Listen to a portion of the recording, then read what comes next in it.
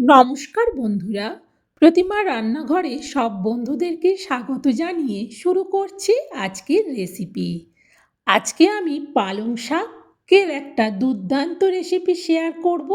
তার জন্যে দেখো ১ আঁটি পালং শাক নিয়ে নিয়েছি, আর আমি নিয়েছি ১০০ গ্রাম মুসুরের ডাল। আমার এই ১০০ গ্রাম মুসুরের ডাল আর ১ আঁটি পালং শাক হলে হয়ে যাবে। তোমরা তোমাদের যতটা প্রয়োজন ততটা নিও। এই শাকটা কাটার আগে সবের প্রথম আমি এই ডালটাকে ভালো করে ধুয়ে নেব। তার জন্যে আমি একটা বড় কড়াই নিয়ে নিচ্ছি। এই কড়াইতে জল আছে। এবার এই জলের মধ্যে পুরো ডালটা দিয়ে দিলাম। তাও আমি কলের কাছে নিয়ে গিয়ে ৩-৪ বার জল পাল্টে ধুয়ে নেব। দেখো ডালটা বেশ ভালো করে পরিষ্কার করে ধুয়ে নিয়েছি। এবার আমি দিয়ে দিচ্ছি এতে ছোট বাটি মেপে ২ বাটি জল। এটাকে আমি এবার গ্যাসের মধ্যে বসিয়ে দেব। আমি ওইদিকে ডালটা গ্যাসে বসিয়ে দিয়ে এবার শাকটা ভালো করে বেছে নেব। সবের প্রথম শাকের এই গোড়ার অংশটা বাদ দিয়ে দেবো। তার আগে শাকটা বেছে নিয়েছি, শাকে সেরকম কিছু ছিল না, শুধু কয়েকটা ঘাস ছিল, সেগুলো বাদ দিয়ে দিয়েছি। তাই আমি দাঁড়িয়েই আজকে শাকটা কেটে নিচ্ছি। অন্য হলে আমি বসে বঁটতে কাটতাম, কিন্তু যেহেতু অল্প শাক তাই এটা আমি দাঁড়িয়ে দাঁড়িয়ে এই কাঁচি দিয়েই কেটে নেব। আর বন্ধুরা, তোমরা কেউ স্কিপ করে দিও না, তাহলে বুঝতে পারবে না যে পালং শাক আর মুসুরের ডাল দিয়ে এইভাবে রান্না করলে এই একটা রেসিপি দিয়েই কিন্তু ভাতও খাওয়া হয়ে যাবে। যে মুড়ি খাবে সেও খেতে পারবে, আর যে রুটি খাবে সেও খেতে পারবে। বাচ্চারা এমনিতে শাক পছন্দ করে না, কিন্তু এইভাবে রান্না করে দিলে দুর্দান্ত টেস্টি হয়, তারাও কিন্তু এটা দিয়েই ভাত খেয়ে নেবে। দেখো সব পালং শাকটা আমার কাটা হয়ে গেছে। চলো এবার এটা ভালো করে ধুয়ে নিই। দেখো আমি শাকটা ধুয়ে নিয়েছি বেশ ভালো করে জল পাল্টে। আর ওইদিকে যে ডালটা বসিয়েছিলাম, ডালটাও কিন্তু ফুটে গেছে। দেখো খুন্তি দিয়ে একবার ডালটাকে ভালো করে নেড়ে দিলাম। এই ডালে আমি দিয়ে দিচ্ছি অল্প হলুদ।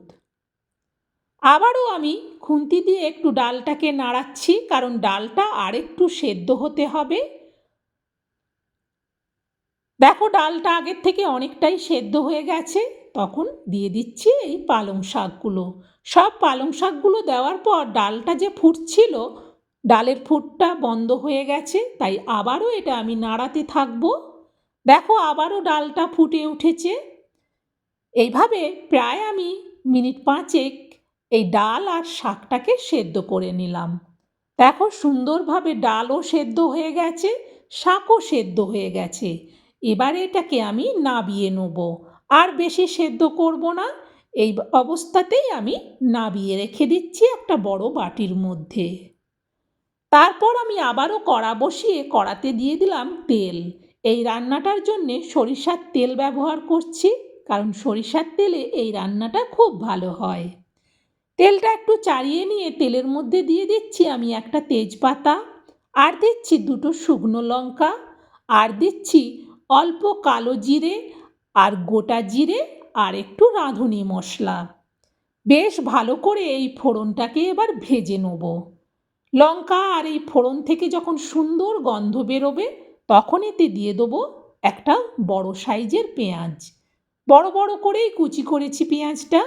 এবার বেশ ভালো করে পেঁয়াজটাকে ভেজে নেব। পেঁয়াজটা ভাজা হতে হতে এতে দিয়ে দিচ্ছি আদা। আমি এখানে 1/2 চামচের মতো গ্রেট করা আদা দিলাম।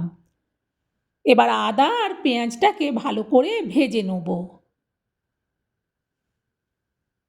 প্রায় আমি 2 মিনিটের মতো আদা আর পেঁয়াজটাকে ভাজলাম। এরপর এতে দিয়ে দিচ্ছি পরিমাণ মতো লবণ, আর দিচ্ছি অল্প চিনি। আবারও 2 মিনিট এই লবণ চিনি শুদ্ধ পেঁয়াজ আদা সব কিছুকে নেড়ে দিলাম। এতে এবার দিয়ে দিচ্ছি আবারও হলুদ, আর দিচ্ছি অল্প শুকনো লঙ্কার গুঁড়ো। আবারও মশলাটাকে ভালো করে নাড়াতে থাকবো। আগে ডাল সেদ্ধর সময় হলুদ দিয়েছিলাম, এখন তাই অল্প হলুদ দিলাম।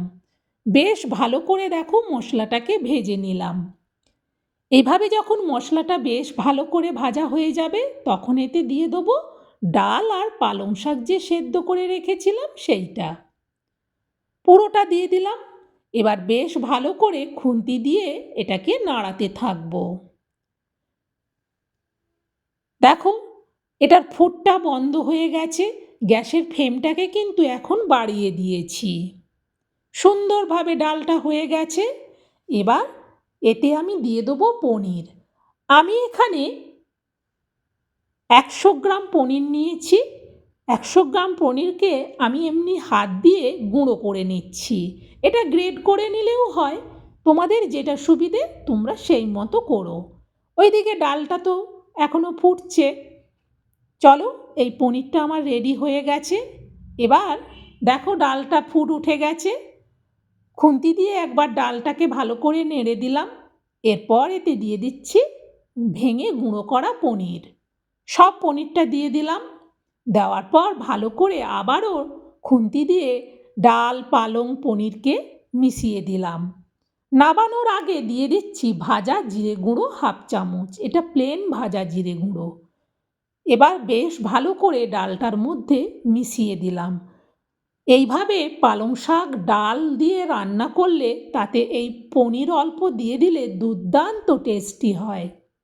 ডালটা আমি নাবিয়ে নিচ্ছি এই বড় বাটির মধ্যে। বন্ধুরা, এইভাবে পালং শাক ডাল দিয়ে রান্না করলে এই ডাল দিয়েই সবাইয়ের খাওয়া হয়ে যাবে। আর যে বাচ্চারা শাক খায় না তারাও কিন্তু এই রেসিপিটা দিয়ে ভাত খেয়ে চেয়ে চেয়ে খাবে। সত্যিই এই রেসিপিটা এতটা টেস্টি হয়। বন্ধুরা, তোমাদের কেমন লাগলো সেটা অবশ্যই কমেন্টে জানিও। ভালো লাগলে একটা লাইক দিও, আর এটা তোমরাও শেয়ার করে দিও, যাতে এইভাবে পালং শাক মুসুরের ডাল দিয়ে রেসিপিটা সবাই বানিয়ে নেয়। অবশ্যই একটু পনির দিও, তাহলে কিন্তু এর টেস্টটা 100 গুণ বেড়ে যায়। বন্ধুরা, আজকের মতো রেসিপি শেষ। আবার অন্য দিন অন্য রেসিপি নিয়ে তোমাদের কাছে চলে আসবো। তোমরা সবাই ভালো থেকো।